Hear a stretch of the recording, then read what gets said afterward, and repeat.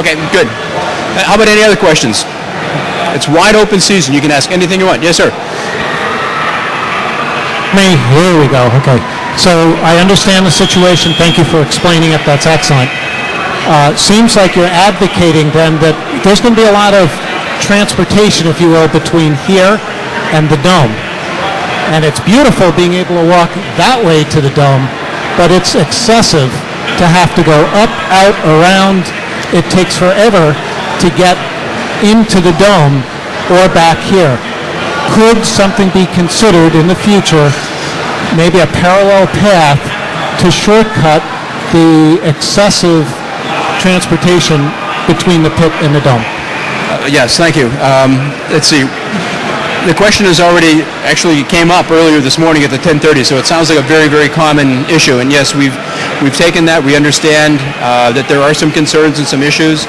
The good thing is that from a pit standpoint, the travel time frame to the dome and back is much, much better than what it used to be in Atlanta. I mean, for those of you who have been in Atlanta, I mean, you would walk, it seemed like, for days in order to get to the dome. So I think we fixed that. But I understand the team trying to get to the dome to observe and stuff like that is a concern and it's a problem. And some of the folks have suggested maybe we put some steps up or something like that. Don't know what we can do. I don't know if we can do anything on a short term. We will absolutely look at it from a longer term standpoint, though. So thank you. Other questions? Once again, it's wide open. You want to ask a question? I'll try to answer it. This is your shot. Okay.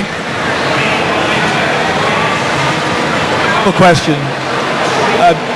Did the game design committee ever conceive of sub-second mini-bots when they were designing the scoring system, and particularly the towers? Did they do what? Did they understand that mini-bots might be as fast as less than a second when they designed that system? That's a very interesting question. Let's see, game design and mini-bots. We figured that there would be mini-bots around a second or so. I don't think we really thought that we would be able to get it down to under a second. We thought they'd be pretty fast. We speculated what we would expect on Einstein, but you never really know what you're going to see on Einstein. So we try to contemplate and try to figure out, what is it that we're going to see. We normally get it about 70% right. Our crystal balls are still a little bit fuzzy, but we thought the mini-bot was going to be very, very interesting, and we thought it was going to be fast. As a matter of fact, to give you an inside story, right before we ended up announcing the game at kickoff, a couple weeks before that, we had two alternative solutions to mini-bots going up the pole.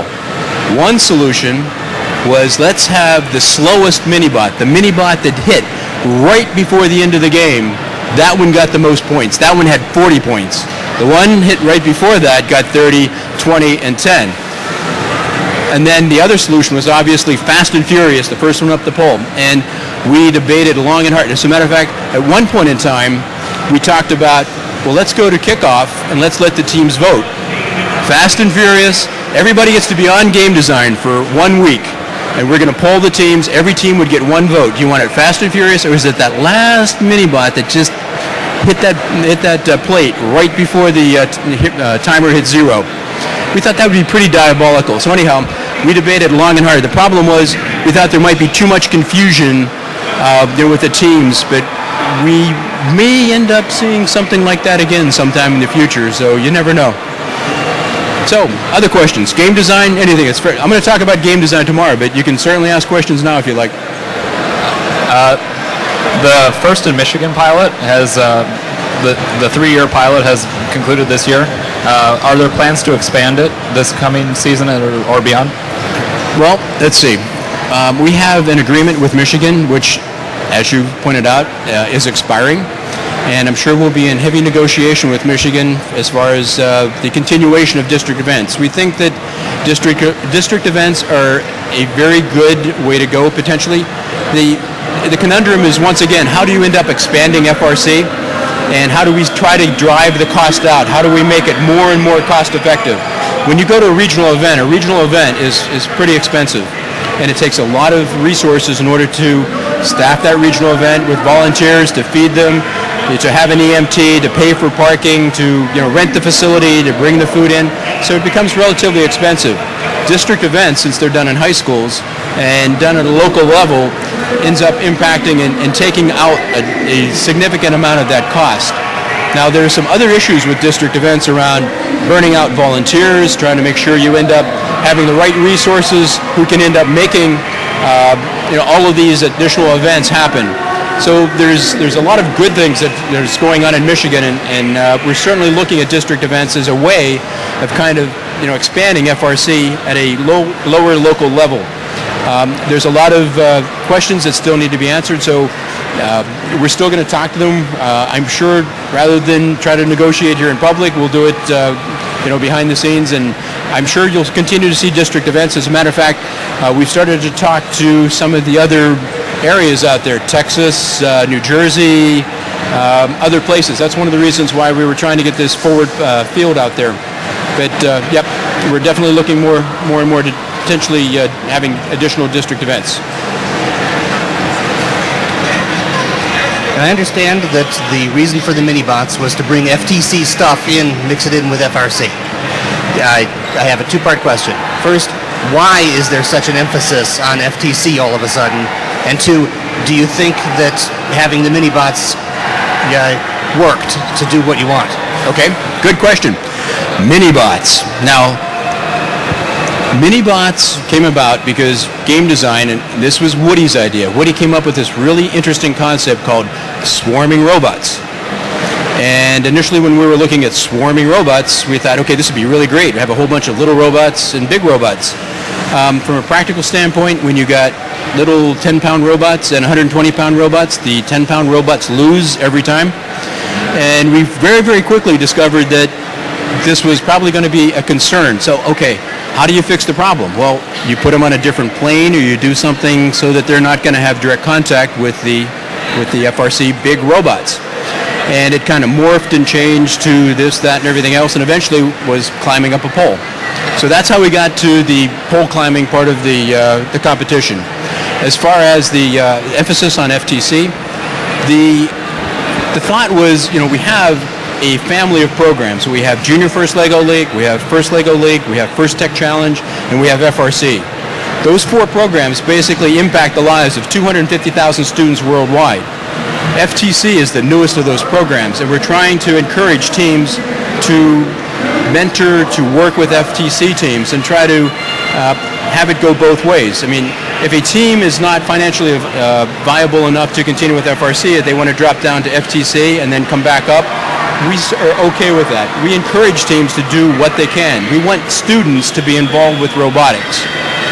So it followed that why not have them participate with FTC parts?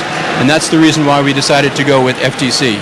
Now, the line tracking, if you notice this year we have line tracking. We gave you line tracking sensors. That was an attempt to try to pull in not only FTC but also FLL. Why not end up having FLL and FRC and FTC working together and having FRC mentor FTC and FLL, which they continue to do. One of the interesting things, when I was down in San Antonio, I walked up to one of the folks who is a person in FTC, and they said, this is the first time I've ever had one of my FTC teams said they are mentoring an FRC team on how to build the little mini-bots. So they got the biggest kick out of that, and I thought that was really cool. So I hope that answered your question. Other questions?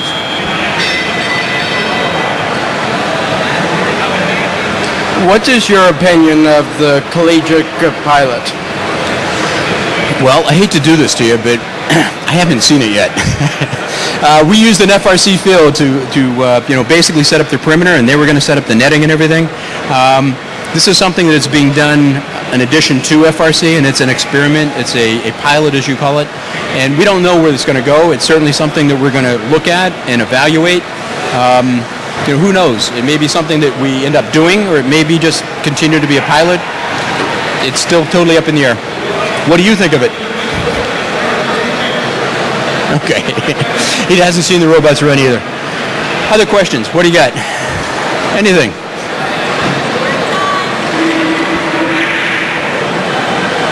Just going to ask, how long is St. Louis a possibility, and have other cities been or will be considered in the future? Okay, let's see. we looked at a whole bunch of different places before coming here. We reconsidered Atlanta. We looked at Indianapolis. There were initially like 5 or 6 different cities, and then some of those fell off because of the location of either hotels or because of high cost of food or because of their, other different concerns. It actually came down to basically Atlanta, Indianapolis, and St. Louis. Those were the final 3 cities that we were really looking hard at. And there were a lot of considerations around, where are we located centrally, so the teams, if we happen to get to things like bringing robots or something like that, having teams drive, try to, how do we impact and reduce the cost and make it better for teams. St. Louis is very centrally located. There are a lot of good things about St. Louis, and I'm not going to go into all those, but we're going to be here through the next 3 years, so it's 2011, 2012, 2013. So I would say probably another year and a half, we'll probably put out an RFP, looking around, seeing what cities are out there that meet the criteria. We want to have good catering. We need a big facility so that we can accommodate everybody. We need hotels that are close. We want to have some sort of a metro system or rail system so you can get from the airport to the venue very easily. Once again, trying to reduce the impact on cost on the teams. So yes, we'll continue to look. We could be here for a long time. We were in Atlanta for 7 years or something. So once again, we seek your input. We want to know whether you like it, whether you don't like it, and we'll have to determine that probably in another year and a half to 2 years. What's that? I just want to remind everybody, since I'm not up here all the time, there's a couple other things going on called competitions that I need to kind of attend to. But if you do have a question, you don't want to forget what it is, certainly just write it on the blue slip, and I'll try to make sure that every one of those questions are addressed. We do have another session coming up tomorrow, 10:30 to 11. And at that point in time, I was looking to focus on game design. And maybe we could talk about what are games or things of the future, or kind of what do you want to see in a game. So any other last minute questions before I go?